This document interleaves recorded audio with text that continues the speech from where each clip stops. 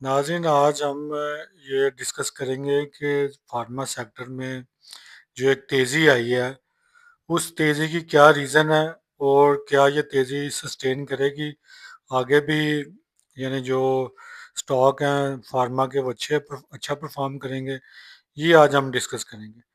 ये डिस्कशन शुरू करने से पहले मैं आपको एक चीज़ रिकॉल कराना चाहता हूँ कि मैंने लास्ट फ्राइडे को, आपको पता है ये चैनल मैंने रिसेंटली स्टार्ट किया है, तो लास्ट फ्राइडे को मेरी यानी दूसरी या तीसरी वीडियो थी।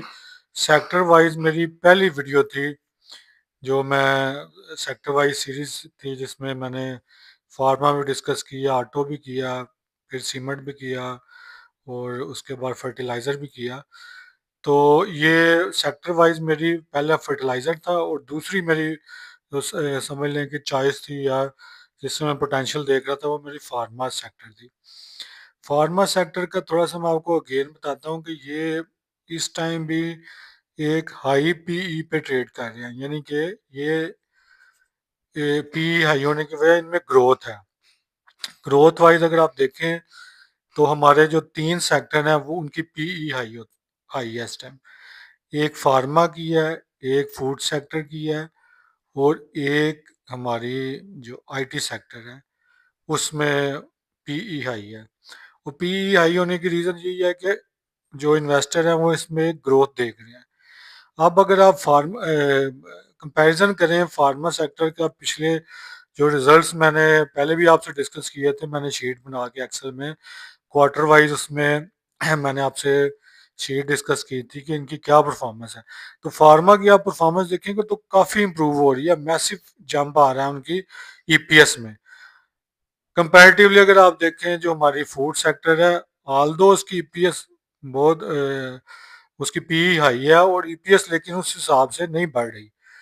तो जो हमारी आईटी सेक्टर है उसमें भी, टेक्नोलॉजी सेक्टर में भी यही है, पी हाई है लेकिन उस हिसाब से एवीएन की आप देख लें, नट्सोल की देख लें, सिस्टम्स की देख लें, सीमेंट्री की देख लें, किसी की या टेलीकार्ड की देख लें, किसी की भी आपको ईपीएस में जंप नजर नहीं आएगा। स्वाय सिस्टम की इस दफा थोड़ी सी इंप्रूव हुई है लेकिन अगेन वो भी इम्प्रेसिव नहीं है। इसी तरह ही हमारा जो फूड सेक्टर है उसमें भी ईपीएस इंप्रूव हुई है लेकिन थोड़ी इंप्रूव हुई है। तो यानी अगर आपने एक ग्रोथ स्टॉक लेना है तो इन तीनों सेक्टर्स में से आपको मैं अगेन रिकमेंड करूंगा कि आप अगर ग्रोथ स्टॉक अपने पोर्टफोलियो में रखना चाहते हैं तो आप फार्मा फार्मा सेक्टर से अपना जो है ना चॉइस आप आपकी होनी चाहिए फार्मा सेक्टर। फार्मा सेक्टर में मैंने जो आपसे मैं वो डिस्कस करूंगा, जो मैंने शीट दी थी उसमें जो मैंने चार स्टॉक आपके लिए मैंने सिलेक्ट किए थे उसकी क्या परफॉर्मेंस रही है, और आप माशाल्लाह हैरान रह जाएंगे कि अमेजिंग परफॉर्मेंस है विद इन 1 वीक। और आगे भी आप देखेंगे। ये वीडियो मैंने, पहले मेरा प्रोग्राम ये था कि मैं थोड़ा सा लेट बनाऊं ताकि हम डिस्कस करें कि ये इतना इसमें जंप आया है, लेकिन वीडियो अभी बनाने का पर्पस ये है कि स्टिल अभी पोटेंशियल है, ताकि जो दोस्त जिन्होंने वो नई वीडियो देखी वो ये देख के फायदा ले लें, इसमें उन्हें भी कुछ गेन हो जाए, रैली के मिड में वो एंटर हो जाए, कम से कम थोड़ा सा एक गेन वो भी देख लें। तो सबसे पहले जो मैंने वीडियो बनाई थी उसमें मैंने बताया था कि हमारी जो गवर्नमेंट साइड पे जो हमारे मिनिस्टर हैं दोनों का मैंने नाम लिया था कि जाम कमाल साहब भी और राना अलीम साहब भी, जो ट्रेड को दोनों देख रहे हैं। उन्होंने कैटेगोरिकली कहा है कि हमने अपनी जो फार्मा की एक्सपोर्ट है इसमें ह्यूज पोटेंशियल है। हमारा नेबरिंग कंट्री इंडिया अच्छी खासी एक्सपोर्ट कर रहा है, जिसकी एक्सपोर्ट ऑलमोस्ट 200 बिलियन के लेवल पे है। तो हमारा $1 बिलियन के लेवल पे, हमारी उस हिसाब से फार्मा की एक्सपोर्ट बहुत कम है लेकिन इसमें पोटेंशियल ह्यूज है। और लोकल साइड पे जो मैंने आपसे पहले भी एक स्लाइड डिस्कस की थी, एक स्टडीज थी, वो मैं आपको अगेन थोड़ा सा दिखा देता हूँ कि उसमें इन्होंने बताया हुआ है कि आपकी जो रीजन में जो हमारी एक पर capita expenditure on health care है, यानी एक बंदा ऑन एवरेज अपनी हेल्थ पे पूरे साल में, जिसमें हेल्थ केयर में यानी कोई डिजीज आ जाए या कोई विटामिन या कोई अपनी मतलब मेडिसिन रिलेटेड कोई चीज़ भी वो ले रहा है तो वो हेल्थ केयर में आ जाती है। तो एक बंदा जो ऑन एवरेज पाकिस्तान में है वो कितना लगा रहा है, और ये देखें आप कि इसने बताया हुआ है कि जनाब पाकिस्तान में इन्होंने बताया in terms of per capita expenditure on health care Pakistan ranks lowest in the region with average of USD 38 per capita, यानी जस्ट $38 एक बंदा अपनी हेल्थ केयर पे लगा रहा है। आप इंडिया में देखें तो 56 है, श्रीलंका में देखें 151 है, यानी कि ये हमसे ऑलमोस्ट 5 टाइम ज़्यादा हेल्थ केयर में लगा रहे हैं। आगे आप बांग्लादेश में देखें वो 50 है, और जो 12 कंट्रीज हैं अगर आप उनमें देखें तो उनके साथ हमारा कंपैरिजन ही नहीं है। यानी ये बता रहे हैं कि जो स्विट्जरलैंड है वो 10,000, नॉर्वे 7,000, और कनाडा जो है ना 5,600 है, और जो यूएसए में है वो 11,702 है। ठीक है, यूएसए में यानी हाईएस्ट जो अपनी हेल्थ केयर पे वो लगा रहे हैं। तो हमारा तो एनुअल बजट ही इतना, एक बंदे की पर कैपिटा इनकम ही इतनी नहीं है, तो वो बेचारे लगा नहीं सकते। लेकिन इसमें ये आप देखें कि दो इसमें यानी कि पोटेंशियल हमें नज़र आ रहा है। एक तो हम ऑलरेडी बिल्कुल एक कम लेवल पे लगा रहे हैं अपनी हेल्थ केयर पे, यानी जो हमारी मिडिल क्लास है या अपर मिडिल क्लास है वो भी एक अवेयरनेस नहीं है, तो अपनी हेल्थ पे इतनी तवज्जो नहीं दे रही। यानी जस्ट ये गरीबी का इसमें तल्लक नहीं है, एक जो आप कह रहे हैं कि एक इसकी तरफ हमारा रुझान नहीं है, एक अवेयरनेस नहीं है, और जो आहिस्ता आहिस्ता बढ़ रही है। दूसरा आप देखें कि हम जो हमारी बॉडी है वो 4 किस्म की चीज़ों पे एक्सपोज होती है, यानी हम इनटेक 3 चीज़ें लेते हैं, चौथी भी इनटेक लेते हैं, वो भी मैं आपको थोड़ा सा बता देता हूँ। एक हम वाटर इनटेक करते हैं, एक हम फूड इनटेक करते हैं, एक हम एयर इनटेक करते हैं, और एक जो हमारी इंफॉर्मेशन है, हमारे सराउंडिंग में जो वाकया हो रहे हैं, जो हैपनिंग हो रही हैं, वो भी हमारे बॉडी पे इफेक्ट करते हैं थ्रू माइंड। यानी ये 4 चीज़ें जो हैं, इनमें आप देखें कि पानी भी हमारा मिलावट शुदा है। जो अगर मिनरल वाटर लेता है वो भी मोस्टली हमें प्योरीफाइड नहीं मिलता।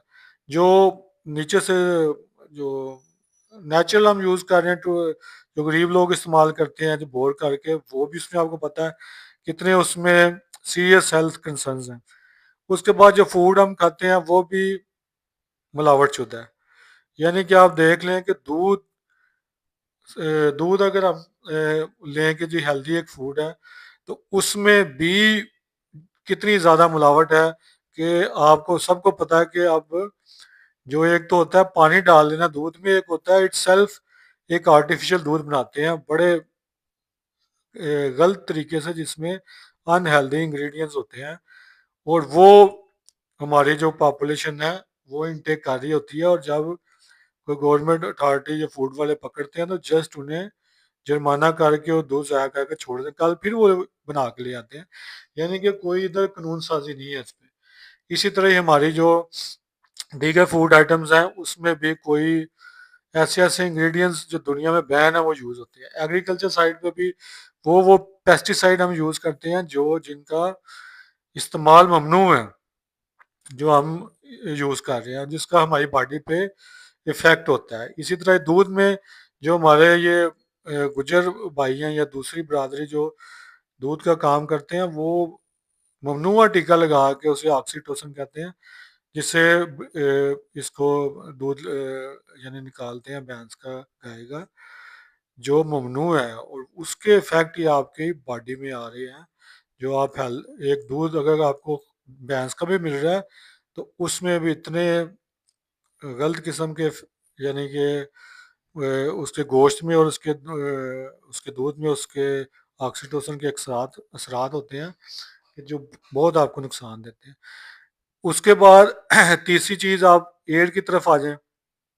एयर भी आपका जो एयर क्वालिटी इंडेक्स है आप देख लें, दुनिया के आलूदा तरीन शहरों में, अब तो पूरा मुल्क इसकी लपेट में आ गया। तो जो हम एयर इनटेक कर रहे हैं वो भी इंतहाई मुजर सेहत है। इसके बाद जो हमारे वाकयात हो रहे हैं, जो लॉ एंड ऑर्डर की सिचुएशन है, जो हमारे इधर समाजी मसाइल हैं, जो सियासी मसाइल हैं, वो जब बंदा देखता है तो उसके भी नेगेटिव इफेक्ट्स आपकी बॉडी पे आते हैं।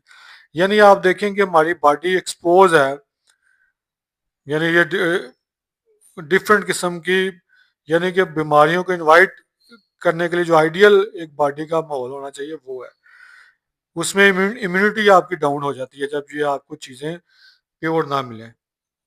तो उसकी वजह से आप देखेंगे मेडिसिन का इस्तेमाल, हर हमारा तीसरा बंदा डायबिटिक है, और जो हार्ट के प्रॉब्लम्स हैं वो, उसके बाद किडनीज के और लंग्स के अब ये ख़राब हवा की वजह से शुरू हो रहे हैं। तो ये चीज़ें अगर नुकसान इंसान को हो रहा है तो एक साइड पे एक सेक्टर को इसका फ़ायदा भी हो रहा है। आल तो अल्लाह पाक हम सबको तंदुरुस्ती दे, लेकिन आप देखें ना इसका फिर मेडिसिन का तो यूज़ बढ़ रहा है। अल्लाह पाक हम सबको सेहत दे, हम जो हेल्दी मेडिसिन है वो यूज़ करें बजाय के डिजीज़ को क्योर करने के लिए।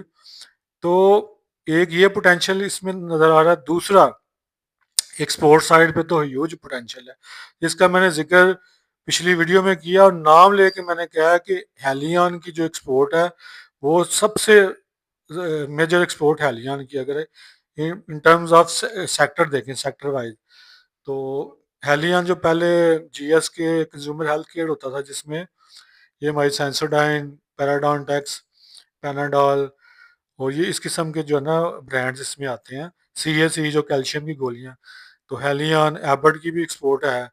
एबर्ट तो जो अपने फाइनेंशियल्स में सेपरेट डिक्लेयर करता है कि इतनी मेरी एक्सपोर्ट है, इतनी लोकल है। जीएसके की भी है, ग्लैक्सो की भी, तो एजीबी की भी है। लेकिन एजीबी का मैं आपको बताऊं कि वो इस टाइम बहुत मतलब ऊपर चला गया और काफ़ी हाई ट्रेड कर रहा है, अगर इन टर्म्स ऑफ पी रेशो आप देखें। तो इन तीनों स्टॉक्स को आप देख सकते हैं, अगेन इनमें काफ़ी अच्छा पोटेंशियल है। आज भी इनमें अपसाइड है, कल ही अपर लॉक थे। तो इसमें सरले का भी मैं जिक्र करना चाहूँगा कि सरले की जो पिछली दफ़ा उन्होंने 5.2 बिलियन का अपना जो एक वन टाइम लॉस शो किया, उसकी वजह से ईपीएस उसकी डिक्लाइनिंग साइड पे है, लेकिन आने वाले दिनों में वो भी अच्छा परफॉर्म कर सकता है। वो चीप वैल्यूएशन के हिसाब से अगर देखा जाए तो सिटी फार्मा स्टिल चीप है, लेकिन आपने ये जेहन में रखना है कि इसके ग्रास मार्जिन काफ़ी कम है। अगर हम ये जो हमारे मल्टीनेशनल ब्रांड हैं इनसे देखें तो इसमें ग्रोथ, अगर आप जस्ट पी देख के आप अपनी एंट्री ना कीजिएगा, आप उनके ग्रास मार्जिन में देखा करें। और जो नॉन एसेंशियल का जब से रेट इन्होंने डीरेगुलराइज किया है, तब से इनके मार्जिन सब के बढ़े हैं। पहले आपको पता है कि ड्रैप प्राइस कंट्रोल करता था, तो ये सब डिप्रेस थी कंपनियों की अर्निंग्स जो है। और अब जब डी रेगुलेट हुई है नॉन एसेंशियल, तो इन सब की अर्निंग में एक ह्यूज जंप आ रहा है, और उसकी रिफ्लेक्शन आपको इनकी शेयर प्राइस में भी नज़र आ रही है। ये कल न्यूज़ आई है जो मैंने आपसे डिस्कस करनी है। ये बता रहे हैं जी, investor gain more than 38 billion at Pakistan stock exchange in pharma stocks as sector export surge 31%। ठीक है, ये तो इसे हम डिटेल में देखते हैं। तो बता रहा है कि जो है ना export of pharmaceutical witness an increase of 31% during first quarter of current financial year as against export of corresponding months of the last year. Pharmaceutical had more than 38 billion in market cap, यानी जो pharma sector में rally आई है उसने 38 billion stock exchange की market cap increase की है। ठीक है, जिसमें से वो बता रहा है कि 7 stock out of 13 upper cap कल हुए हैं। अच्छा जी, ये कल मीनवाइल की pharmaceutical representative in senate briefing held today said we can increase our export to 5 billion if TDAP accept our demand of Pharma Excel। ये इन्होंने एक फार्मा एक्सेल के नाम से एक इन्होंने पॉलिसी ड्राफ्ट की है, जिसका पर्पज़ है कि हम अपनी फार्मा की एक्सपोर्ट को 5 बिलियन तक लेके जाएं, 5 बिलियन डॉलर्स तक। तो गवर्नमेंट का चूंकि फोकस ही एक्सपोर्ट की तरफ है, और वो हर सेक्टर में बेहतरी आ रही है, चाहे वो हम टेक्सटाइल सेक्टर देखें, चाहे वो हम आईटी सेक्टर देखें, चाहे वो हम देखें अपना फार्मा सेक्टर। आईटी सेक्टर में जो एक्सपोर्ट आ रही है वो फ्री लांसर्स की साइड से आ रही है, जो कि स्टॉक मार्केट में रजिस्टर नहीं है। ये जो स्टॉक मार्केट में हमारी कंपनी सीधा सीधा रजिस्टर है, ये इनमें कोई इतना अच्छा जंप नहीं आ रहा है इनकी एक्सपोर्ट्स में, ये उसी लेवल पे ऑपरेट कर रहे हैं। ठीक है। टीआरजी की अर्निंग बेहतर हुई है इस दफ़ा, लेकिन ह्यूज लॉसेस से उसके पीछे, तो थोड़ा सा उसमें अपसाइड आपको नजर आ रहा है। ठीक है। अच्छा जी, इंडिया के साथ कंपैरिजन जो मैंने पहले आपको बताया कि 200 उनकी रजिस्टर्ड कंपनी है जो एक्सपोर्ट के वाले हैं, पाकिस्तान में सिर्फ 7 से 8 हैं। जो लोकल जो रजिस्टर्ड नहीं है वो तो काफ़ी ज़्यादा है पाकिस्तान में भी। अच्छा जी, आगे वो बताया है उसने सारा कि ये हमारी मंथ वाइज भी इंक्रीज हुई है और क्रॉसपॉन्डेंस पीरियड वाइज भी होगा, ये आप देख लें।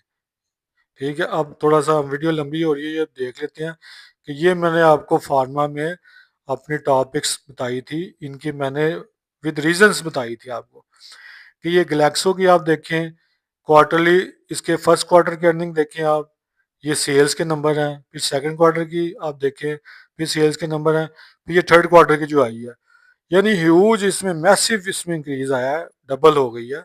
सेल भी इंप्रूव हो रही है, लेकिन ईपीएस उससे ज़्यादा उसमें बेहतरी आई है due to improve in margin. इसकी पी रेशो ये स्टॉक रैली के बाद थोड़ी सी इंक्रीज हुई है, लेकिन स्टिल अभी इसकी हमारी जो है ना कंट्रोल है। उसके बाद एबर्ट की आप देखें, इसमें पहले 15 थी, फिर 6 हुई, अब 18 हुई, तो ये भी अच्छा परफॉर्म करे, एक डिप इसने दिखाई है। इसमें भी ह्यूज ही है, 1000 क्रॉस कर गया। हेलियन की भी इसी तरह ही है, ये मैंने बताया कि सेल्स इंक्रीज हो रही हैं। सिटी फार्मा की थोड़ी सी डिक्रीज हुई है, तो इस वजह से मैंने इसे लास्ट में रखा है कि इसने वो परफॉर्मेंस नहीं दिखाई, लेकिन चूंकि ये चीप वैल्यूएशन में ट्रेड कर रहा था इसमें, इसलिए इसमें भी तेजी आई है। अच्छा जी, ये प्राइसेस थी, मैंने दो को अपलोड की थी, दो को सैटरडे था, तो ये यकम की जो लास्ट ट्रेडिंग सेशन की क्लोजिंग है ना, वो देखेंगे आप, ये ग्लैक्सो की 279 थी उस टाइम, 330 बाय ट्रेड हो रहा है, ये 655 है, ये 783 है, 912, 1022 और 40.9 से 48, इसने भी अच्छा यानी कि अप प्राइस अपसाइड दिखाया। तो बात कहने का मकसद ये है कि आप अगर वीडियो देखते रहें तो मैं इंशाल्लाह आपको जो है ना, एक जस्ट टेक्निकल चार्ट्स पे आप अगर काम करते रहे तो आपने कुछ नहीं, या जिन्हें आप फॉलो कर रहे हैं जस्ट वो टेक्निकल चार्ट्स पे आपको देख के बता देते हैं कि जनाब ये अब अपने चैनल के बॉटम पे है, ये अब अपने चैनल के हाई पे है, तो वो आप उस तरह नहीं, आप आपकी परफॉर्मेंस हो सकती, आपको उस तरह गेन नहीं मिल सकता। जस्ट आपने पहले फंडामेंटल्स देखने हैं, फिर आपने टेक्निकल्स देखने हैं, दोनों ही ज़रूरी हैं, फिर आप इंशाल्लाह अच्छा गेन लेंगे। सेक्टर वाइज मार्केट चलती है, अब फार्मा की बारी है, कल भी था आज भी है। उसके बाद अब देखें थोड़ा सीमेंट सेक्टर डिप्रेस है, उसके बाद उसकी बारी भी, यानी ऑटो की भी बारी आएगी, ऑटो के भी नंबर अच्छे हैं, तो आप लोग मेरी ऑटो की भी जो मैंने ऑटो सेक्टर पे बनाई है उसमें एच कार भी थी, साजगार का भी मैंने बताया है कि उसमें थ्रेड अगेन BYD का, तो बाकी इंडस भी था उसमें, होंडा जो मोटरसाइकिल हैं वो भी थे, और हमारा होंडा कार भी थी। तो वो आप उनकी परफॉर्मेंस आप देख लें, माशाल्लाह उनकी भी अच्छी है, एच कार ने स्पेशली, और जो होंडा मोटरसाइकिल है उन्होंने अच्छा किया, इंडस भी अच्छा जा रहा है, जो साजगार है उसने भी अच्छा परफॉर्म किया, थोड़ा सा आईकल स्टक हुआ है, तो इंशाल्लाह वो भी बेहतर हो जाएगा। लेकिन ये है कि आप अगर वीडियोस मेरी देखते रहेंगे तो इंशाल्लाह आपको अच्छी एक, मैं आपकी रहनुमाई करूँगा, जो दोस्त सब्सक्राइब जिन्होंने नहीं किया वो करें, अपने सर्कल में शेयर करें, नया चैनल है, तो इंशाल्लाह जो लोग जितने ज़्यादा अटैच होंगे उन्हें इंशाल्लाह इस चैनल से फ़ायदा ही होगा। ठीक है, अपना ख्याल रखें, अपनी इन्वेस्टमेंट का ख्याल रखें, रिस्की स्टॉक से दूर रहें। एक स्टॉक चले, मैं जाते जाते आपको, पहले मैंने उस पर वीडियो भी बनाई हुई है, और मैं आपको डिस्कस थोड़ा सा कर देता हूँ कि उसमें एक अपसाइड मुझे नज़र आ रहा है, तो आप भी उसमें अपनी पोजीशन बना सकते हैं। ये देखें, ये इसने अपने जो चैनल है ना, उधर से इसने